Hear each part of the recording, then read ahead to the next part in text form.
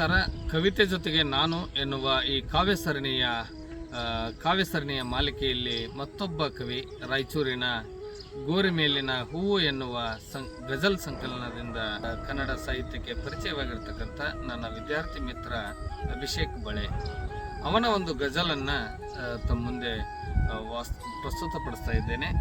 ಗಜಲ್. ರಕ್ತದಿಂದ ತೊಯ್ದ ನೆಲದಲ್ಲಿ ಹೂಗಳು ಅರಳುವುದಿಲ್ಲ. ರಕ್ತದಿಂದ ತೊಯ್ದ ನೆಲದಲ್ಲಿ ಹೂಗಳು ಅರಳುವುದಿಲ್ಲ. ಹೂಗಳು ಅರಳದ ಊರಿನಲ್ಲಿ ಚಿಟ್ಟಿಗಳು ಹಕ್ಕಿಗಳು ಬರುವುದಿಲ್ಲ. ರಕ್ತದಿಂದ ತೊಯ್ದ ನೆಲದಲ್ಲಿ ಹೂಗಳು ಅರಳುವುದಿಲ್ಲ. ಹೂಗಳು ಅರಳದ ಊರಿನಲ್ಲಿ ಚಿಟ್ಟೆಗಳು ಹಕ್ಕಿಗಳು ಬರುವುದಿಲ್ಲ. ಅಂಗಳದ ಮಣ್ಣಿನಲ್ಲಿ ಮದ್ದು ಗುಂಡು ಬಾಂಬುಗಳ ರಂಗೋಲಿ. ಅಂಗಳದ ಮಣ್ಣಿನಲ್ಲಿ ಮದ್ದು ಗುಂಡು ಬಾಂಬುಗಳ ರಂಗೋಲಿ. ಆಡುವ ಕಂದನ ಅಂಗಾಲಿಗೆ ಮಣ್ಣು ಅಂಟುವುದಿಲ್ಲ. ಈಗೀಗ ಆಗಸದಲ್ಲಿ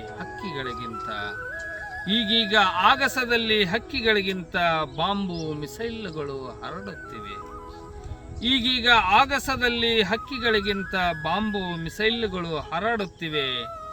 ಹಕ್ಕಿಗಳು ಹಾರಾಡುವುದನ್ನು ಇನ್ನು ಮುಂದೆ ನೋಡಲಾಗುವುದಿಲ್ಲ.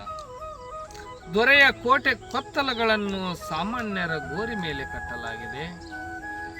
ದೊರೆಯ ಕೋಟೆ ಕೊತ್ತಲಗಳನ್ನು ಸಾಮಾನ್ಯರ ಗೋರಿ ಮೇಲೆ ಕಟ್ಟಲಾಗಿದೆ. ರಕ್ತ ಹರಿಯುವ ನೆಲದಲ್ಲಿ ಬುದ್ಧ ಎಂದೂ ಹುಟ್ಟುವುದಿಲ್ಲ.